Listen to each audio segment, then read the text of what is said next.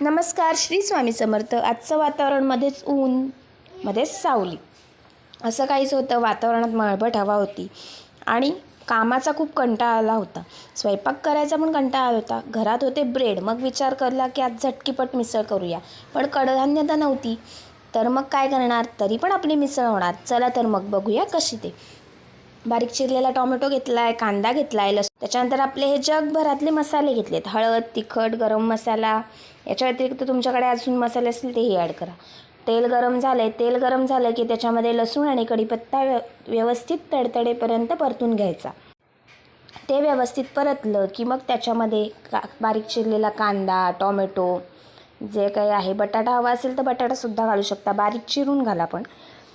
तर मग हे व्यवस्थित परतून द्यायचं आहे. मग त्याच्यात घातला कांदा, टोमॅटो. हे सगळं व्यवस्थित मऊ झालं पाहिजे. आज सकाळपासूनच खूप कंटाळा आला होता कामाचा, त्याच्यामुळे विचार केला की ही रेसिपी ट्राय. अधूनमधून मी असं करत असते. कंटाळा आला की झटकीपट मिसळ करायची, खायला पण खूप टेस्टी लागते. आज विचार केला की तुमच्याशी पण शेअर करूया, म्हणून ही रेसिपी मी यूट्यूबला टाकते. तर मग कांदा टोमॅटो व्यवस्थित मऊ झाला की त्याच्यामध्ये जगभरातले जे काही मसाले तुम्ही घेतलेले असतील ते तुम्ही त्याच्यामध्ये ॲड करा. मीठ घालून घ्या चवीनुसार, की कांदा आणि टोमॅटो व्यवस्थित शिजतो, मऊ होतो, पटकन मऊ होतो. ही एक टीप आहे तुमच्यासाठी. जर कांदा पटकन मऊ हवा असा वाटत असेल, तेलामध्ये शिजावा असं वाटत असेल, तर त्याच्यात थोडंसं चिमूटभर मीठ घाला. व्यवस्थित मसाल्यांना तेल सुटेपर्यंत परतवून घ्या. मसाले व्यवस्थित परतले गेले की त्याच्यामध्ये तुम्ही किती माणसं असाल त्या माणसांच्या क्वांटिटीनुसार पाणी ॲड करा. मी सुद्धा आता थोडं पाणी ॲड केलेलं आहे आणि रश्श्याला मस्तपैकी उकळी येऊ द्या. उकळी आल्यानंतर वरून आपली नेहमीची कोथिंबीर घालायला मात्र विसरू नका.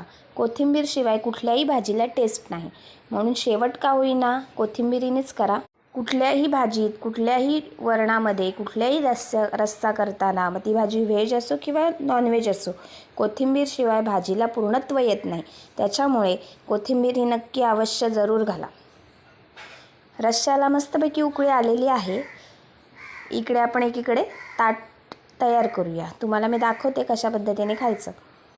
आणि जर माझ्या रेसिपीज, माझ्या चॅनलवरचे व्हिडिओज आवडत असतील तर चॅनलला शेअर करा, सबस्क्राईब करा आणि कमेंट करायला नक्की विसरू नका.